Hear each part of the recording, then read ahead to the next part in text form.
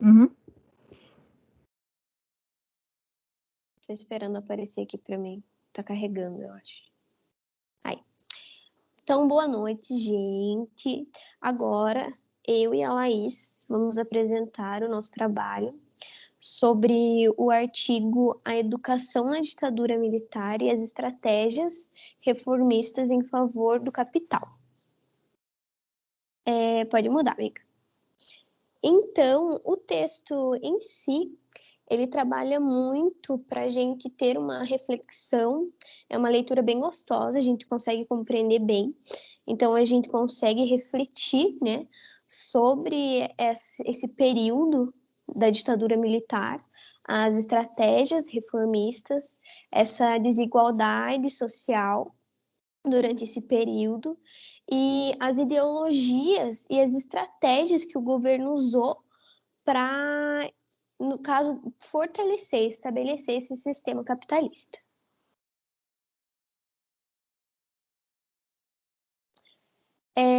Sobre a ditadura militar e a educação.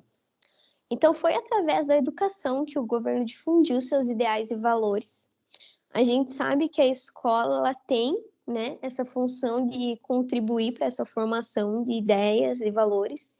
Então, foi o que o governo daquela época usou a seu favor, tendo uma educação como ferramenta para um objetivo que era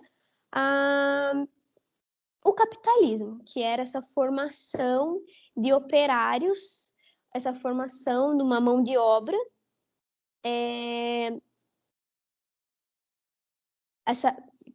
a escola em si, ela trabalhava essa qualificação de uma mão de obra especializada para o trabalho, para as indústrias, e essa foi uma estratégia mesmo reformista, né, para a educação, que tinha como objetivo alienar, neutralizar essas pessoas para que seguissem esse modelo de operários e uma elite dirigente. Pode passar, amiga.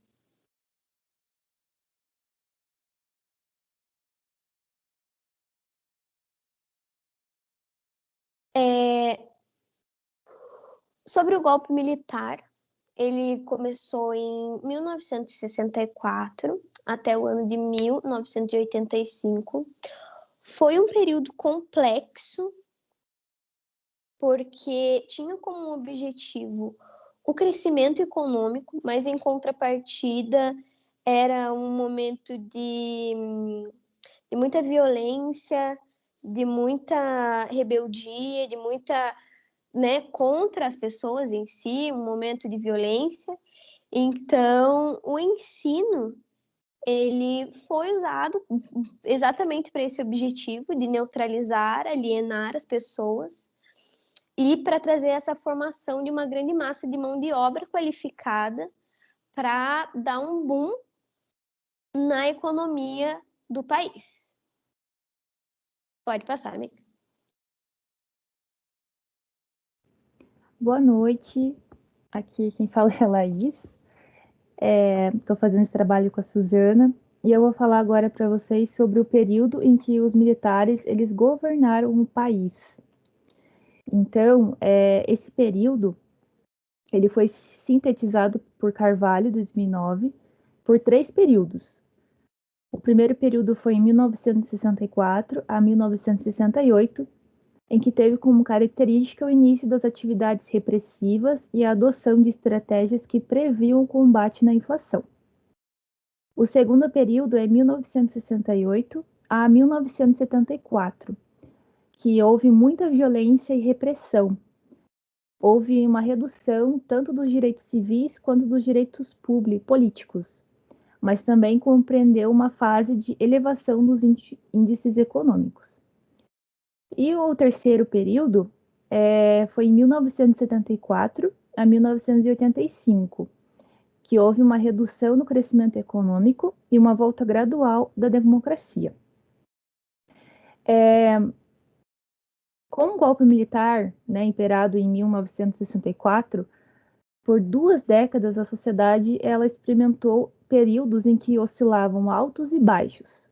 Então, esses altos e baixos afetou, né, os índices econômicos, os quais, aliados com a violência e com o cerceamento das liberdades, deixaram como saldo uma herança ideológica que até hoje ainda afeta a sociedade brasileira. A educação, nesse contexto, ela se revelou como uma grande ferramenta do governo para uma validação desses objetivos, pois através da educação foi transmitida ideais nacionalistas que enfatizaram uma neutralização de qualquer atividade revolucionária. Então, houve uma inibição dos questionamentos acerca da ordem vigente e também uma valorização do ensino técnico, visando preparação de mão de obra. Então, só era pensado nisso. É uma preparação da mão de obra, né, dessas pessoas no ensino superior, ensino técnico, para que possam ser qualificados para o trabalho no sistema capitalista. Só um minutinho que eu vou passar para o próximo aqui. A educação como uma estratégia em favor da capital. As leis e estratégias reformistas adotadas durante o período do regime militar, eles buscaram inserir a educação como uma ferramenta, né, cujo objetivo esteve engajado tanto para a qualificação de operários para o mercado de trabalho, né, quanto a gente já havia falado, quanto para uma formação daqueles que iriam dirigi-los, o que pode ser evidenciado através de uma diferenciação de propostas educacionais que exaltavam as desigualdades entre essas classes. Então, era bem visível essa desigualdade que era tratada como comum e normal e como o correto. Então, foram essas bases que o tecnicismo inseriu-se como uma concepção pedagógica. E essa concepção pedagógica guiou objetivos para a educação. Então, agora eu vou explicar um pouquinho sobre essa pedagogia tecnicista. A pedagogia tecnicista, ela buscou um reordenamento educacional com vistas à produtividade. Então, para isso, as preposições para o ensino compreendiam um enfoque sistêmico e uma instrução programada, como se fossem máquinas de ensinar, que enfatizavam o parcelamento do trabalho pedagógico através de especializações. Então, os propósitos ideológicos inseridos na proposta educacional pautada na pedagogia tecnicista, elas tinham um objetivo principal, que era a eficiência e a produtividade, que denunciou o engajamento com os ideais condizentes com a lógica do capital. Então, sempre está atrelado a uma exploração e subordinação dos trabalhadores, frente a um sistema econômico que sempre beneficia os donos da capital. Por isso, essa desigualdade populacional. Então, a educação, nesse sentido, ela desempenhou um papel que auxiliou tanto para que o capitalismo solidificasse enquanto um sistema hegemônico, quanto para que a classe trabalhadora continuasse cada vez mais alienada. Então, ela foi explorada e presa a esse sistema, que foi muito desigual e reforçou também ainda mais a contradição entre capital e trabalho. Então,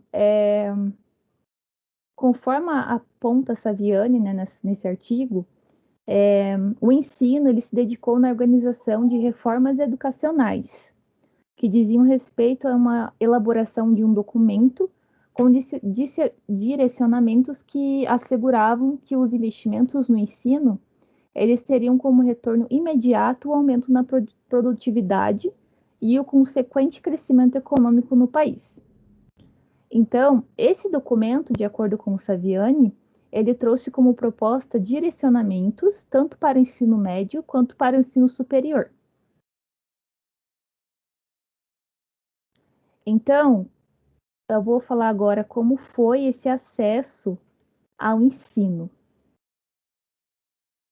Só um minutinho.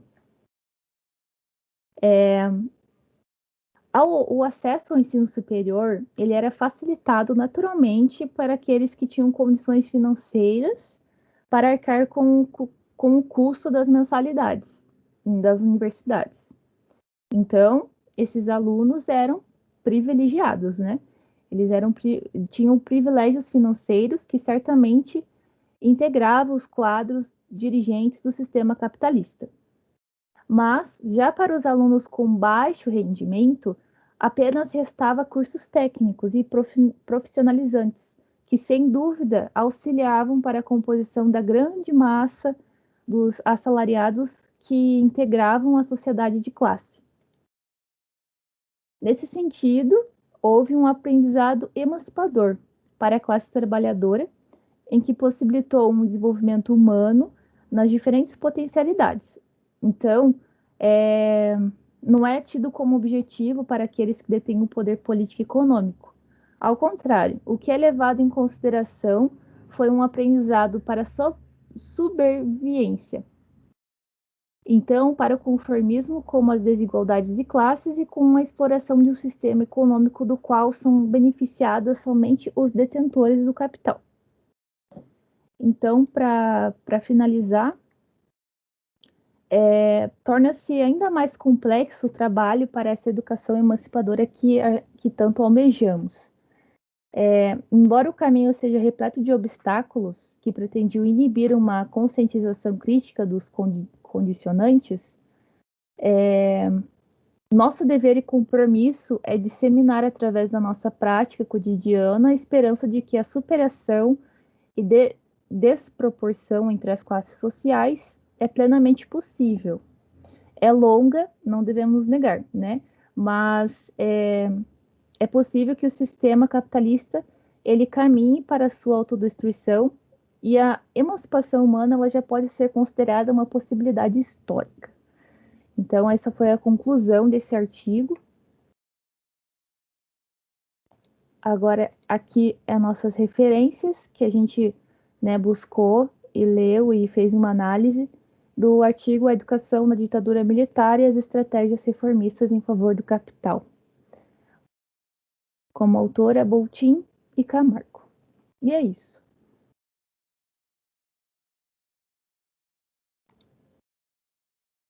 Tem mais alguma coisa para falar, Suzana? Acredito que é isso. Eu acho que é bem claro, né, durante a leitura, que essa educação emancipadora nunca vai ser um objetivo para quem detém o poder. Então, cabe a nós, educadores, né, buscar essa ampliação de capacidade, essa leitura crítica da ordem social, para que os nossos alunos busquem, né, mudar esse cenário. Exatamente. O artigo foi bem tranquilo para fazer a leitura e foi bastante reflexivo também em relação a esse sistema, né, tão autoritário. Mas então é isso. É isso. Boa noite e obrigada. Muito obrigada.